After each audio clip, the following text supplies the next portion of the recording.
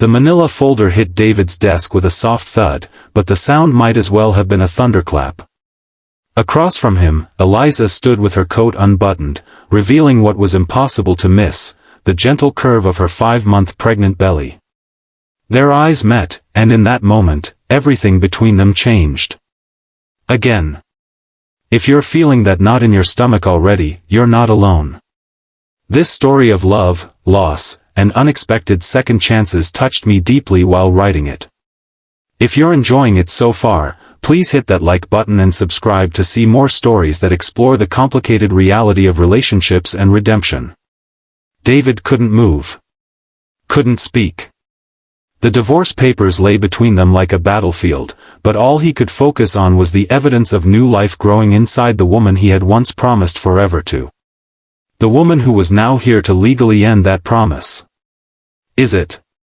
He finally managed, his voice barely above a whisper. Yes, Eliza said, her hand instinctively moving to her stomach. It's yours. 8 months earlier, their marriage had crumbled under the weight of grief and miscommunication. After 3 years of failed fertility treatments and the devastating stillbirth of their daughter at 7 months, they had become strangers living in the same house. David buried himself in work, taking on extra shifts at the architectural firm, designing buildings that would stand the test of time while his own foundation was cracking. Eliza retreated into a shell of depression, refusing therapy and pushing away anyone who tried to help, especially David. The night he found her sobbing on the nursery floor that they hadn't been able to dismantle, surrounded by tiny pink clothes and shattered picture frames, something inside him broke. He'd tried to hold her, but she'd screamed at him to leave her alone. That she couldn't bear to look at him anymore. That his hope for their future was a cruel reminder of what they'd lost. So he left. Packed a bag and walked out, thinking it would be temporary. A few days to give her space. But days turned into weeks, and weeks into months. Their text messages became formal and cold. Divorce was mentioned, then papers were drawn up. It seemed the logical conclusion to a love story that had been poisoned by grief. And now here she was, standing in his office with those same papers, and a miracle he never thought possible growing inside her. How? He asked, still unable to process what he was seeing. Remember the night before you left? When we... Eliza's voice trailed off, her eyes filling with tears. I didn't know until almost 2 months later. I tried to call you, but I'd changed my number, David finished, the realization hitting him like a physical blow. After weeks of unanswered texts and calls that ended in arguments, he'd changed his number and told her to contact him only through their lawyers. A clean break, he'd thought. A way to stop the bleeding. I didn't know how to tell you, she continued. And part of me was terrified. After everything we went through with Emma. She couldn't finish the sentence. Their daughter's name still hung between them like a ghost. David stood up slowly, moving around his desk as if in a trance. His hand reached out, hovering inches from her stomach, afraid to touch, afraid to hope. May I? He whispered. Eliza nodded, taking his hand and placing it gently on the curve of her belly. And then it happened, a flutter, a tiny kick against his palm. David's knees nearly buckled. It's a boy, Eliza said softly. He's healthy. The doctors say everything looks perfect. David looked up at her, tears streaming down his face now. Why are you here with these? He asked, gesturing to the divorce papers. If you knew, if this is my son. Because I needed to see your face, Eliza replied, her own tears falling freely. I needed to know if there was anything left between us worth saving. Not just for him, but for us. The truth was, Eliza had spent months in therapy after David left. At first, it was just to function, to get out of bed in the morning.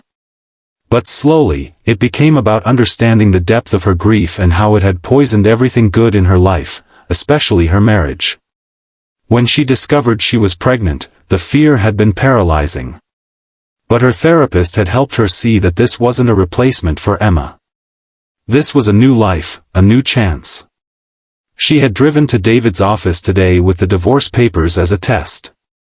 A way to force herself to face him, to see if the man she had once loved more than life itself was still there behind the pain they'd inflicted on each other. "I don't want a divorce," David said, his voice stronger now. "I never did. I just didn't know how to reach you anymore." "I didn't know how to be reached," Eliza admitted. "But I'm here now. And so is he."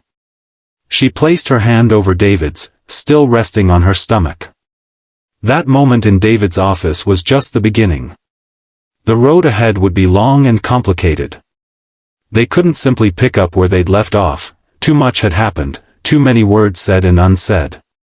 But they agreed to try. To talk. To listen in ways they hadn't before. David moved back into their house, but into the guest room. They started attending therapy together, unpacking years of grief and resentment. They talked about Emma, really talked about her, for the first time since losing her.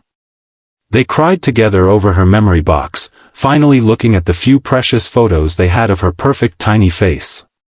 There were setbacks. Nights when Eliza would wake up screaming from nightmares that history was repeating itself. Days when David would retreat into silence, overwhelmed by the fear of hoping too much. They argued about names for their son. David wanted to honor his father, while Eliza couldn't bear the thought of naming him after someone who was gone. As Eliza's pregnancy progressed, they transformed Emma's nursery together. Not erasing her, they kept a small shelf with her teddy bear and the blanket she had been wrapped in, but making room for her brother. They painted the walls a soft blue instead of pink. David assembled a new crib while Eliza sorted through tiny clothes, setting aside a few special items of Emma's to keep. At 7 months, the point where they had lost Emma, Eliza was admitted to the hospital with early contractions. David didn't leave her side for 3 days, holding her hand through every monitoring session, every doctor's visit. When the contractions stopped and the doctors assured them everything was stable, they both wept with relief. "I can't lose another child," Eliza had whispered in the darkened hospital room. "And I can't lose you again either." "You won't," David promised, and for the first time in years, they both believed it might be true. Their son, whom they eventually named Leo, meaning brave, was born healthy and screaming 2 months later. When the nurse placed him in Eliza's arms, David wrapped his arms around them both, forming a circle of protection and love. They brought Leo home to the house that had once been filled with so much pain, but was now slowly being reclaimed by joy. Not perfect joy, there were still difficult days, still moments when the grief would wash over one or both of them unexpectedly. Emma's memory remained, a bittersweet presence in their lives. But there was also laughter again. There were midnight feedings where David and Eliza would talk quietly about their dreams for Leo's future. There were Sunday mornings spent in bed with their son between them, marveling at his tiny perfect fingers and the way he had David's eyes and Eliza's smile. 6 months after Leo's birth, they renewed their vows in a small ceremony in their backyard. The divorce papers that had brought them back together were burned in their fireplace the night before, a symbolic end to the chapter of their lives that had nearly destroyed them. "I promise to stay," David said in his vows. "Through grief and joy, through the hardest days and the easiest ones. I promise to never walk away again. And I promise to let you in," Eliza responded. "To share my pain as well as my happiness. To remember that we are stronger together than we could ever be apart." As they spoke these promises to each other, Leo slept peacefully in his grandmother's arms. And somewhere, they both felt, Emma was watching too, the daughter they had lost but would always love, whose brief existence had nearly torn them apart but ultimately taught them the true meaning of family. Years later, when Leo was old enough to understand, they told him about his sister. They showed him her picture and explained that she would always be part of their family, even though she couldn't be with them.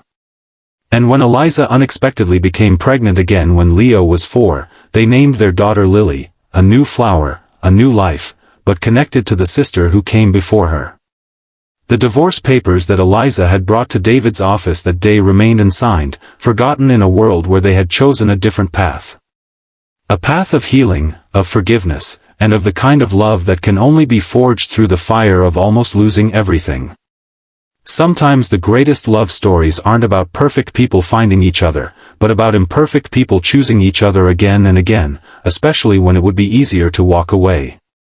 David and Eliza's story wasn't about a pregnancy that saved a marriage, it was about two people who found the courage to face their deepest pain together and discovered that on the other side of grief, love was still waiting for them.